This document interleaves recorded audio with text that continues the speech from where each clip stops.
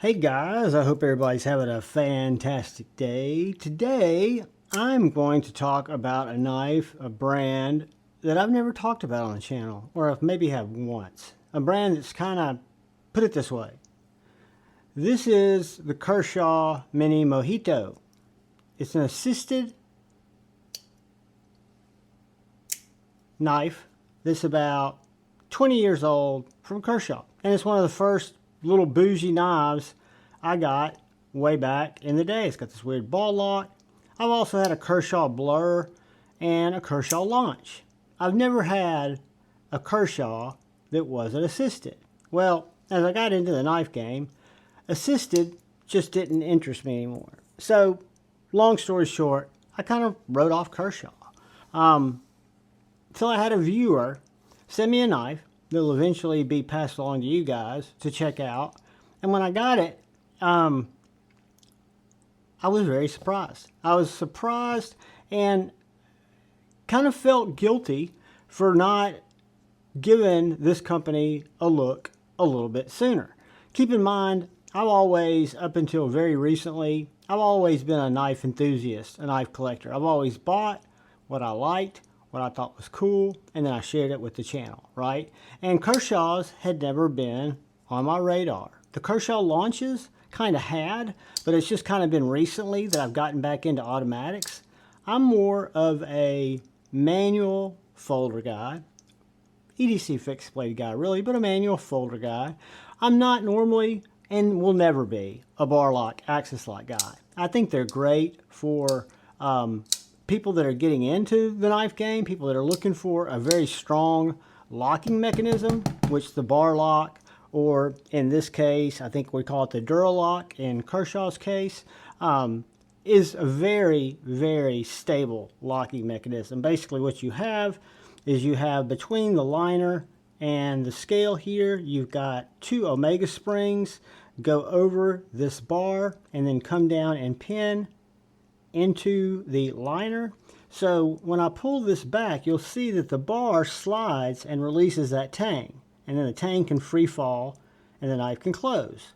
When the knife opens, that slides up and actually blocks that tang. So that blade is no side to side, no up and down, perfectly centered on bearings, aluminum handles with a nice aluminum backspacer and lanyard hole. Full disclosure, I don't care about the different colors. Nah, not really my jam, and I'm not in a big lanyard hole kind of guy. What I'm more going to share in this video is how impressed I've been with the carry of this knife, with the way that it cuts, with the way that it's priced in the market, and for the way it looks. I think it's a very cool looking spear point design. I think it's got a very slurpy saver. If you come a creeping, I'm going to leave you leaking kind of knife. But it's also a great EDC knife. It's a good size. It's got contoured handles. It's got nice jimping over these thumb studs on the spine. I put my finger right here. That's where I like to rest my finger because it matches up perfectly with the jimping. You've got this nice swedge that then comes out to a flat. And this is, not that I would use this to strike a ferro rod, but it's every bit sharp enough to get a spark off a ferro rod. So it is a cool knife. It is a cool EDC knife. It is a very slicey knife. So the blade geometry on this is a little probably thicker than it could be. If you'll notice, because of the swedge, you've only got about, I'd call that maybe a 3/4 inch grind that goes up through there, and then you swedge back down. But we'll get that thickness here in just a second. Let's just cut a couple of things with it. I've not sharpened it. It came to me used, you know, to be passed along to you guys, but very slicey.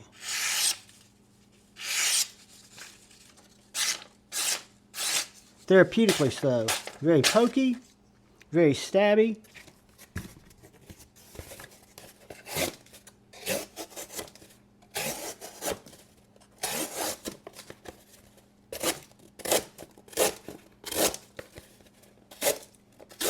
Just a really enjoyable knife that I'm impressed with.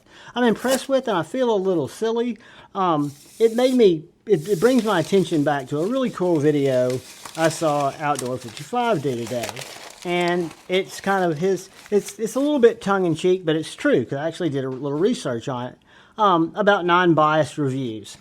I always say that his conclusion, and if you look at the definition of bias and review, there really can be a non-biased. There's no such thing as a non-biased review, because we all have experiences that bring us to maybe perceptions that allow us to, or prevent us from, buying another Kershaw product. So if I were to say that my experience with this mini mojito, which I loved, this was my jam. This was my EDC knife forever. I love this little knife. I grew out of it.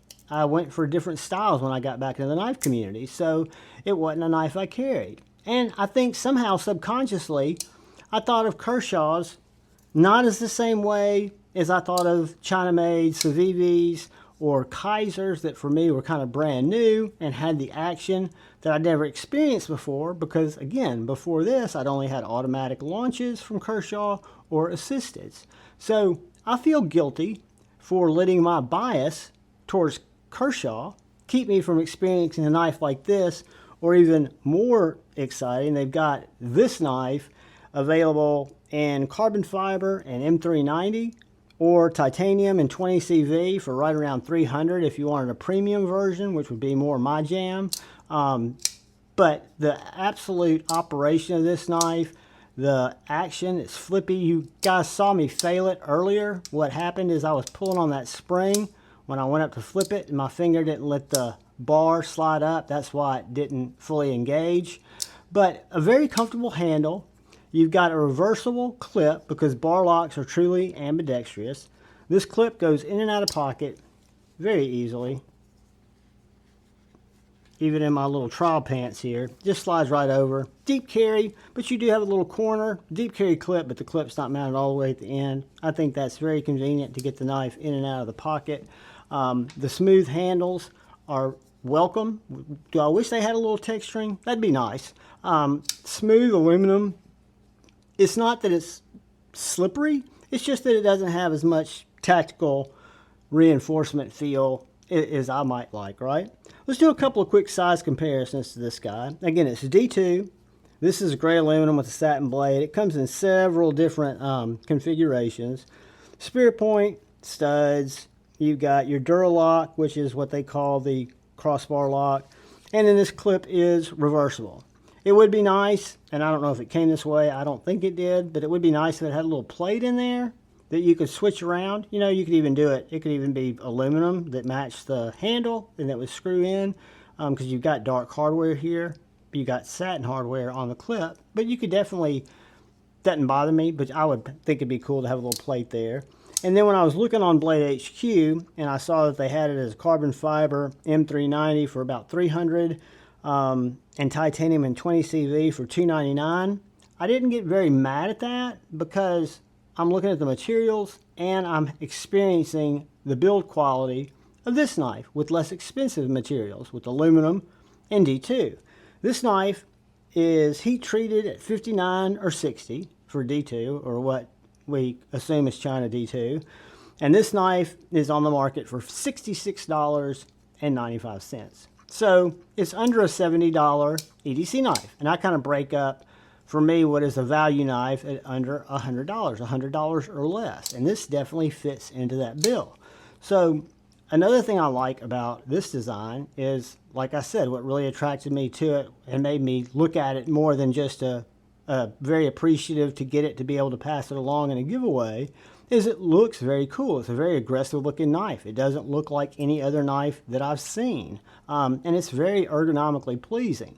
But then to also know that I could get it in a more premium version, still Chinese made. Now you can get a US made Kershaw that looks very similar to this. I don't know off the top of my head, because I'm brain damaged, what the name of that is, but it is not the Iridium. It's the I don't know. I'll put it in the description maybe.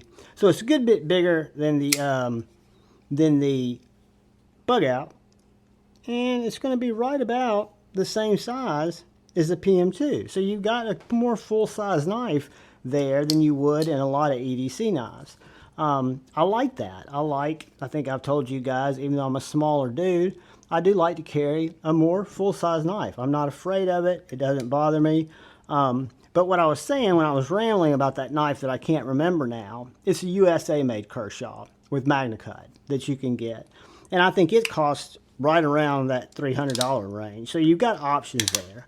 This knife has kind of opened my eyes to Kershaw to where I might try another one down the road. It is between 7 3/4 and 8 inches. Right between 7 3/4 and 8 inches overall. It's got a 3.5 inch blade, exactly.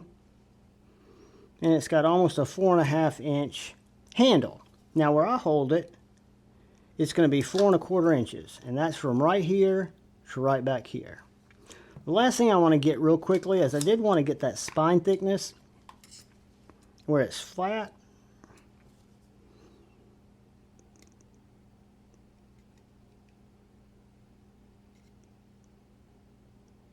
.075 1080 behind the edge, .0255.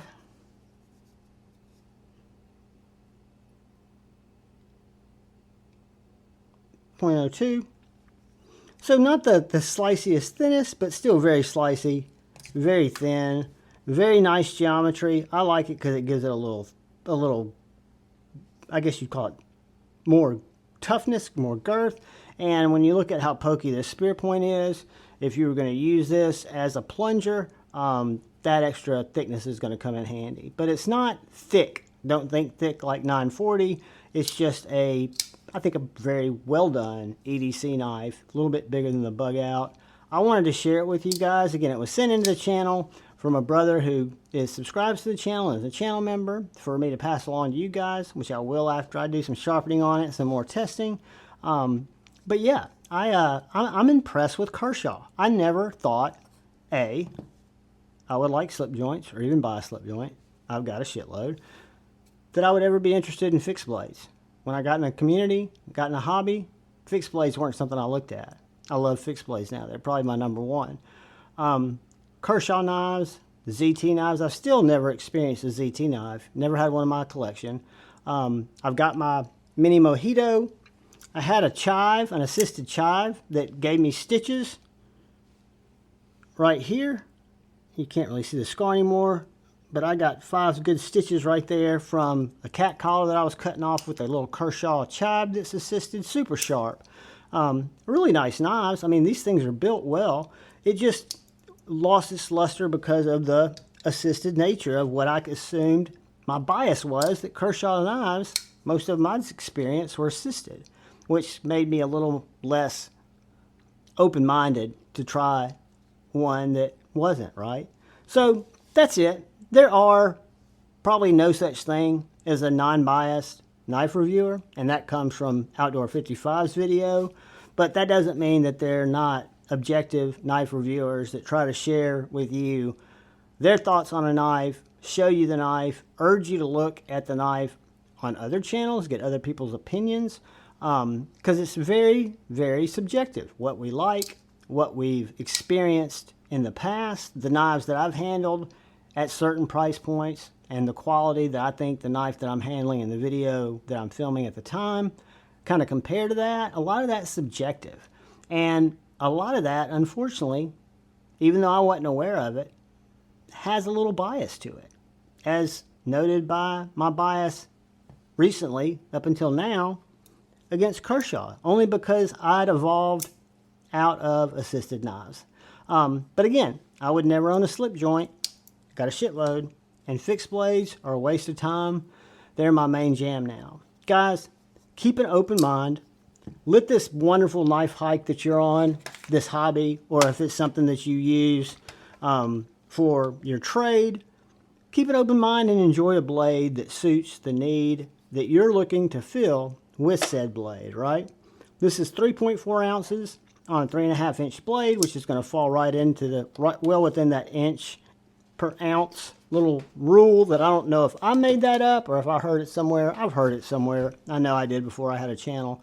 But well done, Kershaw. I apologize for not giving you love in the last 20 years. And I apologize for when I was going through my early phase knife addiction that I didn't give you more of a look. That's my loss. And guys, keep an open mind. That's what I can share with you. Most importantly, thank you for all my channel members. Thank you to you, and any of you who come in here to watch my knife and EDC content. If you're so inclined, hit that subscribe button, if you would. And there'll be a video popping up there. If you'd like, hit on that, watch another video. But most importantly, after you hit the thumbs up button, I'm a demanding dude, aren't I? I apologize. But please look out for the guy or gal to your left. Please look out for the guy or gal to your right. Please look out for each other.